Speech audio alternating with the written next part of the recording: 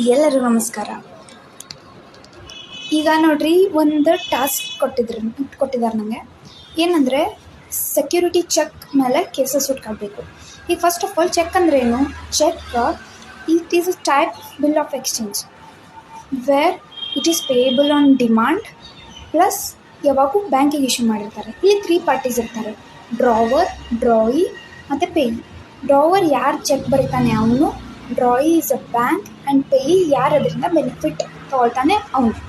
ಈಗ ನೋಡ್ರಿ, security check ಅಂದ್ರೆ ಏನು? ಈಗ ಯಾವುದೋ ಒಂದು ಲಯಬಿಲಿಟಿ ಇದೆ, ಸೊ ಏನೋ ಅಮೌಂಟ್ ಡ್ಯೂ ಇದೆ, ಅದ್ರ ಅಗೇನ್ಸ್ಟ್ ನೀವು ಒಂದು ಸೆಕ್ಯೂರಿಟಿಯಾಗಿ ಒಂದು ಬ್ಲ್ಯಾಂಕ್ ಚೆಕ್ ಕೊಡ್ತೀರ, ಅದಕ್ಕೆ ಸೆಕ್ಯೂರಿಟಿ ಚೆಕ್ ಅಂತ ಹೇಳ್ತಾರೆ. ಈಗ ನಮ್ಗೆ ಏನು ಕ್ವಶನ್ ಅಂದರೆ, please drop in the comment box that whether security check comes under the ambit of section 138 of NI Act. Thank you.